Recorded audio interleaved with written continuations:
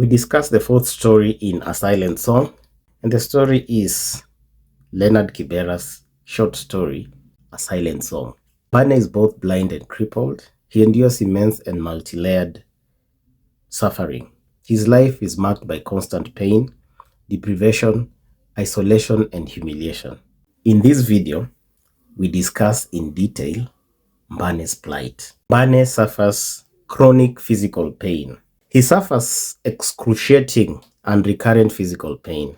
We're told that he groped towards the door of the hut. He crawled weakly on his knees and elbows. The pain in his spine and stomach rapidly gathered violence. Suddenly, sharp pangs from his navel tore into his body, and for one short tormenting moment, he was paralyzed. The pain vanished with the same savage fury of its onslaught. It left him cold with sweat, and he hit his forehead on the dirt of the flea-ridden floor. Even the so-called help worsens his condition. When Sarah gives him medicine, the bitter fluid explodes down his throat, and another attack of pain tore through his stomach. His chronic illness clearly signals approaching death and leaves him completely helpless. Bane also suffers blindness. Bane has never known sight. He lives in the gloom of his eternal night, where such things as time, day, or beauty had no meaning. Flat and almost imperceptible, they were for him impossible. His world only responded to what he could feel and hear. He could not tell how long, how wide, how beautiful, how big the street was. Religious talk about light and cleanness confuses him deeply. He wonders, what did light mean to a blind man? This total sensory deprivation cuts him off completely from normal human experiences. Bane also suffers physical disability or lameness. Beyond blindness, Bane is severely crippled and lame. He cannot walk upright and is forced to move by crawling weakly on his knees and elbows or groping his way forward. He lives by crawling away on his lameness. He tackled the world around him negatively and never hit back. His own body becomes a prison that strips him of all independence and dignity. He is entirely dependent on others for even the smallest movements. Bane also suffers extreme poverty. Bane owns nothing. No income, no home, and no possessions. He had earned his living on one street only and survived on a drop of copper in his hut. He did not know what time it was, but he was hungry.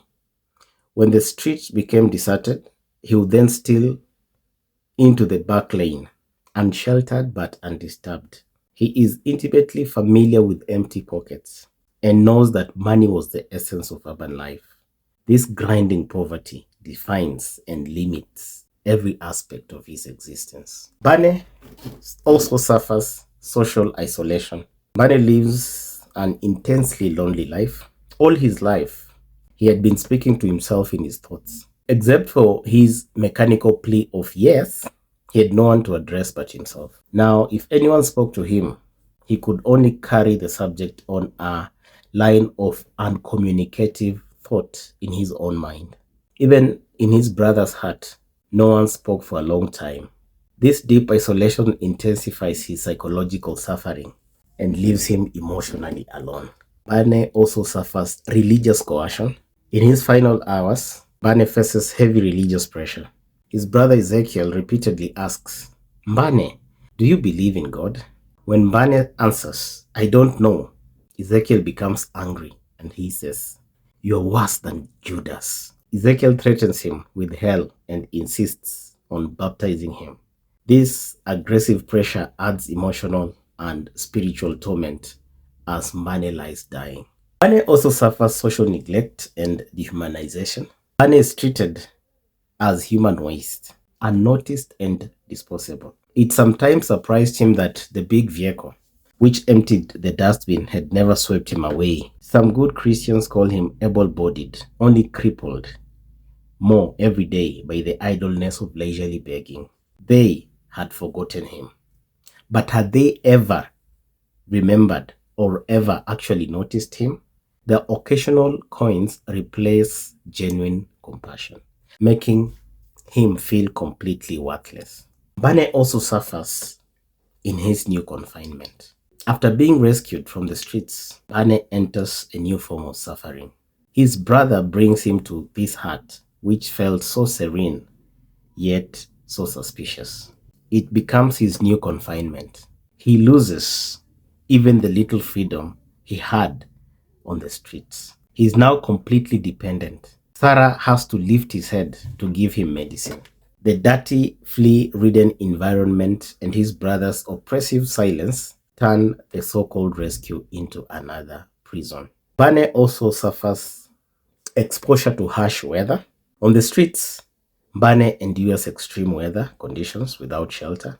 During the day, the sun poured its heat too generously upon him, and flies crawled along the edges of his lips. At night, he faces hostile cold in the back lane. His body remains unwashed except in rain. These harsh conditions add constant physical discomfort and danger to his already miserable life. In conclusion, Bane's suffering is total and overwhelming. He endured chronic pain, total blindness, severe lameness, grinding poverty, deep isolation, religious coercion, social neglect, confinement, and harsh weather. Leonard Kibera presents a powerful picture of the heavy burdens carried by the disabled and the poor in society.